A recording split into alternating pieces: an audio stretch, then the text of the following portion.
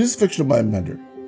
In Avatar Fire and Ash, one thing that really stood out to me was its presentation of Eywa, the mother goddess of Pandora, and how she was portrayed. Honestly, it felt pretty low-key negative and hostile this time around compared to the other two movies. It was like she had to be pushed or practically bullied in intervening into the conflict between the Na'vi and the humans and their Na'vi allies. In earlier movies, she came across as more willing to act, or at least a generally benevolent presence. But here, I didn't get that vibe at all. It was almost like she didn't really care as long as the Grand Order was kept, and pretty ignorant of the fact that if the humans were allowed to continue, that order was going to be fucked. Eywa wasn't shown as malicious, but she definitely felt indifferent. She doesn't step in until one of her own sacred trees gets blown up by a sonic torpedo. Only then does she finally intervene.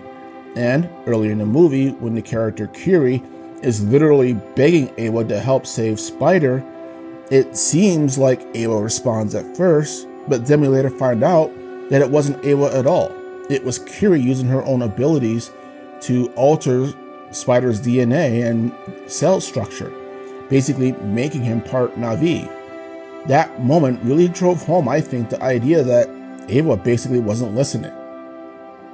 I'm not criticizing the story, and I'm not being an apologist for Eywa or anything like that.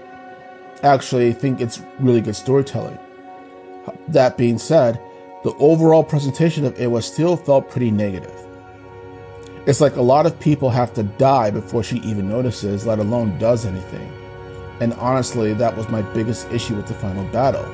Eywa only gets involved at the very last minute after most of the fighting force that has been fighting for her has been routed or wiped out.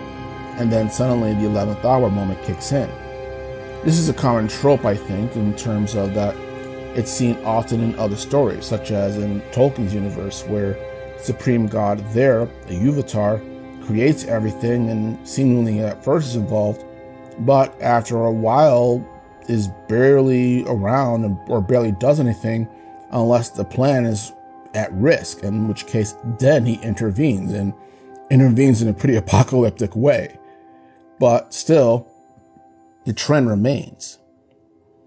Now, as far as Avatar goes, I don't know if this is James Cameron quietly expressing his own thoughts about God or gods, or if he was just leaning into a very old trope.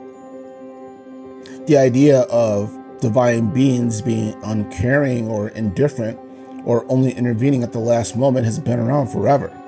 It shows up in religions all across the world. But I think that particular question kind of hits harder now because monotheistic religions have largely shaped the modern world and our expectations of God as a moral, compassionate, and somehow better than us being. And trying to reconcile that with the tragedies of life is one of the darker, less explored sides of most modern religions. And I think Fire and Ash really hammers that particular question home with its presentation of Eywa here. That Eywa basically is never a guaranteed ally, or at the very least, it's never known when Eywa is going to get involved in anything. And if you're a religious person, that might be an issue. And if you're not a religious person, perhaps that makes more sense. But regardless, that was my thoughts on how Fire and Ash presented Eywa.